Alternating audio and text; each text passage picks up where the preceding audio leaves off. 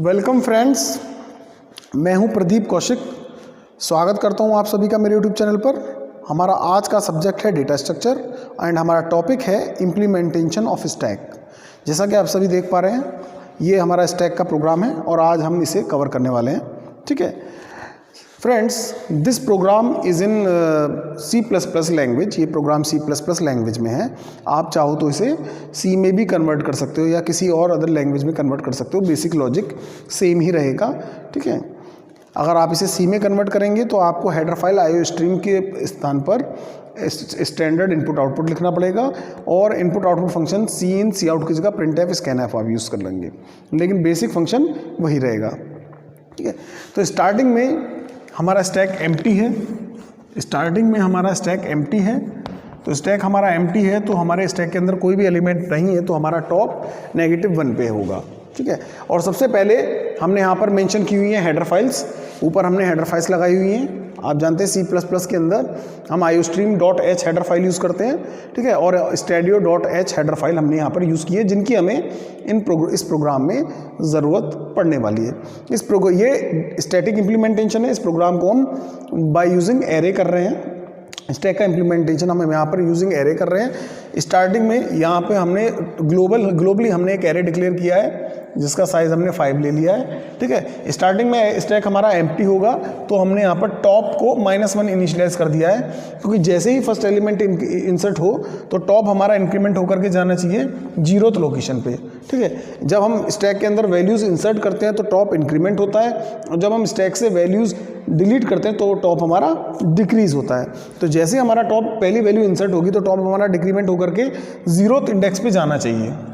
ठीक है, क्योंकि C के अंदर जो हमारा टर्बो C++ कंपाइलर के अंदर जो हमारी इंडेक्सिंग है वो 0 से स्टार्ट होती है। ठीक है, अब ये मेन के अंदर हमने यहाँ पर एक वेरिएबल लोकल वेरिएबल ले लिया है C। ठीक है, अब यहाँ पर हमने एक मैसेज डिस्प्ले कर दिया है। अगर यूज़र 1 प्रेस करेगा तो push function will be called, 2 press करेगा तो values will be deleted from the stack, 3 press करेगा तो उसे वैल्यूज़ डिस्प्ले हो जाएंगी, और 4 प्रेस करेगा तो यूज़र कंसोल से निकल करके एडिटर पे आ जाएगा। ठीक है, यानी आउटपुट स्क्रीन से निकल करके ब्लैक स्क्रीन से निकल करके ब्लू स्क्रीन पे आ जाएगा। ठीक है, अब यहाँ पर हमने एक वाइल लूप चला दिया है, और वाइल लूप के अंदर हमने यहाँ पर एक कंडीशन पास ना कर करके एक न्यूमेरिकल डिजिट पास कर दिया है। तो उससे क्या होगा, वाइल लूप इनफाइनाइट टाइम चल जाएगा। और ऐसा हमने इसलिए किया है कि जब तक हम चाहें तब तक कंपाइलर वो ब्लैक स्क्रीन से कंसोल से बाहर ना आए। ठीक है, तो जब हम एग्जिट करेंगे तब वो एग्जिट होगा। ठीक है, क्लियर। तो ये इनफाइनाइट टाइम हमारा वाइल लूप हमने चला लिया। जब वाइल लूप के अंदर अगर हम कंडीशन पास ना करके एक न्यूमेरिकल डिजिट पास कर देते हैं तो वो इनफाइनाइट टाइम चल जाता है। ठीक है, अब यहाँ पर हमने एक मैसेज दे दिया, एंटर योर चॉइस। यूज़र से उसकी चॉइस इनपुट कराएंगे। इस वेरिएबल C को इनपुट कराया। ठीक है, अब यूज़र उसको फिर C को इनपुट कराने के बाद हमने स्विच केस के अंदर इसको पास कर दिया है।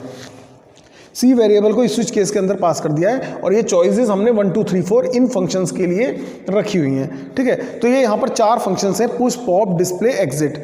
तो पुश पॉप डिस्प्ले तो हमें कोड करना पड़ेगा। एग्जिट फंक्शन ऑलरेडी हमारा बना हुआ है। ठीक है, तो एग्जिट फंक्शन ऑलरेडी हमारा डिफाइंड है। तो एग्जिट फंक्शन हमारा स्टैंडर्ड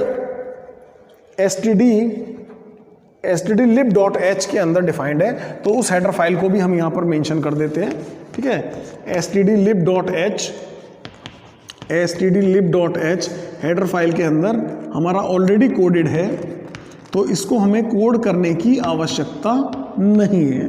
ठीक है, stdlib.h हेडर फाइल के अंदर हमारा एग्जिट फंक्शन ऑलरेडी कोड है। इन तीनों को हमें कोड करना पड़ेगा। ठीक है, अब स्विच केस के अंदर आ जाएंगे। जब यूज़र 1 प्रेस करेगा तो हमारा पुश फंक्शन कॉल हो जाएगा।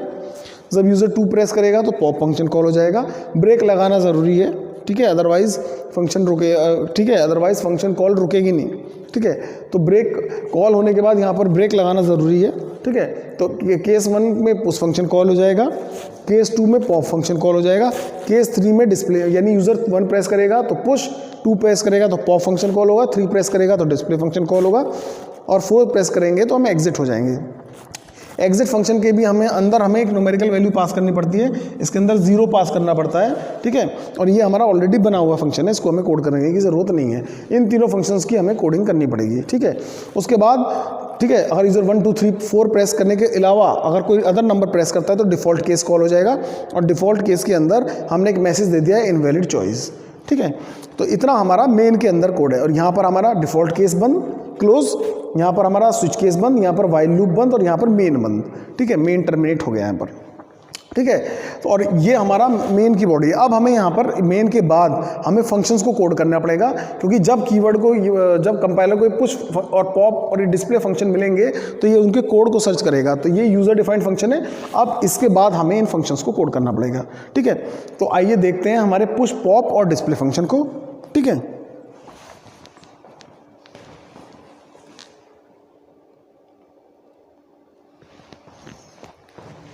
अब बात करते हैं हमारे फंक्शंस की। ठीक है, अब बात करते हैं तीनों फंक्शंस की, पुश, पॉप और डिस्प्ले फंक्शन की। तो देखिए ये आपके सामने है पुश फंक्शन। ठीक है, जब आप पुश फंक्शन की बात कर रहे हैं तो जब आप पुश फंक्शन स्टैक के अंदर वैल्यूज़ इंसर्ट करते हैं तो सबसे पहले आपको चेक करना होता है कि स्टैक के अंदर स्पेस है या नहीं है। ठीक है, अगर आपका टॉप ऑलरेडी 4th पोजीशन तक पहुंच गया है, 4 हमने यहाँ पर इसलिए लिया है क्योंकि हमने यहाँ पर एरे का जो साइज़ लिया है वो हमने यहाँ पर 5 लिया है। तो 0 1 2 3 4 5, तो 5 वैल्यूज़ है हमारी। तो 4 इंडेक्स पे अगर हमारा टॉप पहुंच गया है तो इसका मतलब हमारा स्टैक फुल है, यानी ओवरफ्लो है। Overflow means full. ठीक है, तो यानी उसके अंदर आप वैल्यूज़ इंसर्ट नहीं कर सकते और ये मैसेज आपको डिस्प्ले हो जाएगा। ठीक है, ऑलरेडी फुल है तो उसके अंदर वैल्यूज़ आप इंसर्ट नहीं कर सकते। अगर आपका टॉप 4 पे नहीं है, 4 पे नहीं है तो 3 पे हो सकता है, 2 पे हो सकता है, 0 पे हो सकता है, या फिर -1 पे भी हो सकता है। ठीक है, -1 पे भी हो सकता है। तो यहाँ पर आपका टॉप है तो आप स्टैक के अंदर स्पेस है और वैल्यूज़ डाल सकते हैं। तो टॉप के अंदर जब आप स्टैक के अंदर जब आप वैल्यूज़ डालेंगे तो टॉप आपका इंक्रीमेंट होगा। तो जब हम पुश करते हैं स्टैक के अंदर वैल्यूज़ को तो टॉप हमारा इंक्रीमेंट होता है, यानी top equal to top plus 1 हो जाता है। ये हमने यहाँ पर एक वेरिएबल ले रखा आई आइटम के लिए, जिन आइटम वैल्यूज़ को हम इंसर्ट करा रहे हैं स्टैक के अंदर, क्योंकि ये हमारा केस है पुश यानी इंसर्शन, यानी स्टैक के अंदर हम वैल्यूज़ को इंसर्ट कर रहे हैं। तो टॉप हमारा इंक्रीमेंट होगा, top equal to top plus 1। ठीक है, और फिर उसके बाद हम आइटम, ये मैसेज हमको डिस्प्ले हो जाएगा, एंटर आइटम टू पुश। ठीक है, ये हमने एक मैसेज दे दिया है और ये आइटम वैल्यू को हमने यहाँ पर डिस्प्ले करा दिया है और उस वैल्यू को हम एरे के टॉप पे डाल देंगे। ठीक है, यानी जिस इंडेक्स पे टॉप होगा उसको पहले इंक्रीमेंट करा करके, टॉप पहले इंक्रीमेंट होकर के अगली वैल्यू पे, अगले इंडेक्स पे चला जाएगा। यानी अगर -1 पे है तो वो इंक्रीमेंट होकर के 0th इंडेक्स पे आ जाएगा और उस पे जा करके हम एरे के टॉप पार्ट पे जा करके हम वैल्यू को इंसर्ट करा देंगे। ठीक है, आइटम को इंसर्ट करा देंगे और हमने यहाँ पर इंसर्ट करा दिया 10। ठीक है, एरे के टॉप, पहले टॉप को इंक्रीमेंट कराया, फिर ठीक है, फिर उसके टॉप पे हमने उस वैल्यू को, पहले हमने टॉप को इंक्रीमेंट कराया, फिर उस वैल्यू को इंसर्ट करा दिया और फिर एरे के यानी स्टैक के, जिस एरे की हेल्प से हम स्टैक को इंप्लीमेंट कर रहे हैं उस एरे के टॉप पे जा करके आइटम को डाल दिया। ठीक है, तो ये था हमारा केस पुश, यानी वैल्यूज़ को इंसर्ट करना है स्टैक में। अब बात करते हैं पॉप की। जब हम पॉप की बात करते हैं, डिलीशन की बात कर रहे हैं, तो जैसे हमने स्टैक इंसर्शन के केस में स्टैक को चेक किया था कि स्टैक के अंदर वैल्यू है, स्पेस है फुल इंसर्ट करने का या नहीं। ठीक है, इसलिए हमने यहाँ पर ओवरफ्लो चेक किया था। अगर स्पेस होगा तभी हम वैल्यूज़ को इंसर्ट करा पाएंगे। ठीक है, इसी तरीके से डिलीट करते समय यानी पॉप केस में हमें चेक करना होगा कि स्टैक के अंदर वैल्यूज़ हैं जिनको हमने डिलीट करना है। अगर वैल्यूज़ नहीं है तो डिलीट हम किसे करेंगे? तो सबसे पहले हम यहाँ पर चेक करेंगे इफ़ टॉप इजगल टू -1। अगर हमारा टॉप -1 पे है तो इसका मतलब स्टैक इज़ अंडरफ्लो, यानी स्टैक इज अंडरफ्लो का मतलब होता है एम्प्टी। ठीक है, तो अगर आपका टॉप -1 पे है, जिसको हमने -1 इनिशियलाइज किया था वहीं पर है, ठीक है, या आपका टॉप -1 पे पहुंच गया है तो आपका स्टैक खाली है। ठीक है, अदरवाइज ये जो मैं टॉप की बात कर रहा हूँ ये मैं इंडेक्स वैल्यूज़ की बात कर रहा हूँ। ठीक है, क्योंकि टॉप इसलिए कहते हैं क्योंकि जो वैल्यू सबसे ऊपर होती है स्टैक के अंदर, जो वैल्यू सबसे लास्ट में इंसर्ट होती है वो पहले पॉप होती है। तो जो लास्ट में पुश होती है वो पहले पॉप होती है। तो जैसा कि हम ऑलरेडी कवर कर चुके हैं, स्टैक हमारा लीफो कॉन्सेप्ट पे वर्क करता है। ठीक है, लास्ट इन फर्स्ट आउट। ठीक है, और ये सिंगल एंडेड डेटा स्ट्रक्चर होता है। तो जो वैल्यू सबसे ऊपर होती है उसे टॉप कहा जाता है। ठीक है, तो टॉप इज़ द पोजीशन। ठीक है, और जो सबसे ऊपर पोजीशन पे होता है एलिमेंट वो हमारा टॉप कहलाता है। ठीक है। तो पहले हमने अंडरफ्लो स्टैक चेक कर लिया कि अगर हमारा टॉप -1 पे है, ठीक है, पॉप के केस में, डिलीशन के केस में हमने चेक कर लिया कि टॉप अगर हमारा -1 पे है तो हमारा स्टैक एम्प्टी है, यानी अंडरफ्लो है। अगर -1 पे नहीं है, 0 पे है, 1 पे है, 2 पे है, 3 पे है, 4 पे है, -1 के अलावा किसी और इंडेक्स पे है, तो यानी स्टैक के अंदर वैल्यूज़ हैं, और वैल्यूज़ हैं तो उन्हें डिलीट भी किया जा सकता है, ठीक है। तो अब आइटम हैज़ डिलीटेड, यानी पहले इंसर्शन के केस में पहले आपने स्टैक को इंक्रीमेंट किया था, फिर आइटम को इंसर्ट करके टॉप पे डाला था। डिलीशन के केस में पहले आप आइटम को डिलीट कर देंगे, ठीक है, और वो कहाँ से डिलीट होगा, एरे के टॉप से, ठीक है, और डिलीट करने के बाद आप टॉप को डिक्रीज कर देंगे। जब इंसर्ट डिलीट हो जाएगी वैल्यू तो टॉप आपका डाउन आ जाएगा, ठीक है। जैसे ये वैल्यू है 0, और अगर मैं इसको डिलीट कर देता हूँ तो वापस टॉप -1 हो जाएगा, तो 0 -1 तो टॉप वापस -1 पे आ जाएगा, ठीक है, क्लियर। दोबारा जब लूप चलेगा तो उस टाइम पे ये अंडरफ्लो डिस्प्ले कर देगा। यानी डिलीशन के केस में पहले हमें आइटम को डिलीट कर देना है। कहाँ से डिलीट करना है, एरे के टॉप से डिलीट करना है, ठीक है, और फिर टॉप को -1 डिक्रीज कर देना है। डिलीशन में टॉप डिक्रीज होता है, इंसर्शन में टॉप बढ़ता है, ठीक है। इंसर्ट पुश करते वक्त हमें टॉप पहले इंक्रीमेंट कराना है, तब वैल्यू को, ठीक है, तब वैल्यू को हमें इंसर्ट करना है। डिलीशन के केस में हमें पहले डिलीट करा देना है, फिर टॉप को डिक्रीमेंट करना है, ठीक है, क्लियर। तो टॉप को -1 हम एक स्टेप कम कर देंगे, यानी टॉप हमारा एक स्टेप कम आ जाएगा।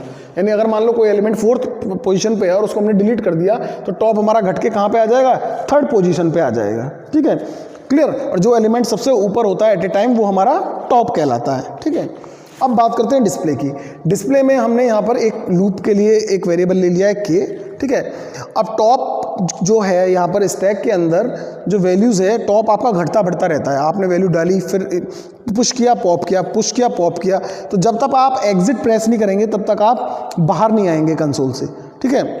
तो टॉप आपका घटता बढ़ता रहेगा, क्लियर। इसलिए सबसे पहले डिस्प्ले में भी हमने सबसे पहले इसलिए हमने पहले अंडरफ्लो चेक किया है। अगर आपका टॉप -1 पे है तो नो आइटम टू डिस्प्ले, यानी आइटम ही डिस्प्ले कराने के लिए है ही नहीं, तो डिस्प्ले कैसे कराएंगे, ठीक है, क्लियर। तो अगर आपका टॉप -1 पे है तो नो आइटम टू डिस्प्ले।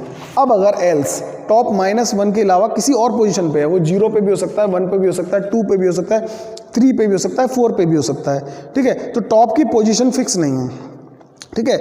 यानी स्टैक के अंदर एट ए टाइम 2 एलिमेंट भी हो सकते हैं, 3 भी हो सकते हैं, 4 भी हो सकते हैं और 5 भी हो सकते हैं, पूरा फुल भी हो सकता है, ठीक है। तो इसलिए हमने यहाँ पर लूप चला दिया 0th इंडेक्स, जो लोअर इंडेक्स है, सबसे पहला वाला इंडेक्स है, वहाँ से लेकर के एट ए टाइम जहाँ पर भी टॉप होगा।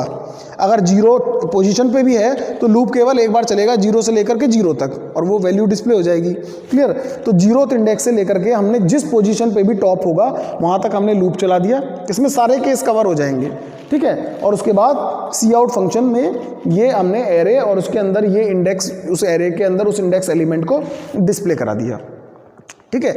तो ये हमारा सिंपल प्रोग्राम है और ये हमारे तीनों फंक्शन है, पुश, पॉप एंड डिस्प्ले, ठीक है। एग्जिट फंक्शन को हमें कोड करने की जरूरत नहीं है, एग्जिट फंक्शन हमारा already standard stdlib.h header file में है, ठीक है। तो ये था हमारा आज का ये था हमारा प्रोग्राम स्टैक का, ठीक है। This is our topic implementation of stack. I hope आपको ये प्रोग्राम पसंद आएगा और आप इसकी अच्छे से प्रैक्टिस कर पाएंगे, ठीक है। आपको अगर प्रोग्राम में कोई डाउट आता है, कोई एरर है, कोई मिस्टेक है, तो आप मेरे कमेंट सेक्शन में जा करके मुझे बता सकते हैं। और अगर आपको मेरा वीडियो पसंद आया तो प्लीज़ मेरे वीडियो को लाइक कीजिए, मेरे चैनल को सब्सक्राइब कीजिए और इसे अपने friend, family members and relatives के साथ शेयर कीजिए। Thank you.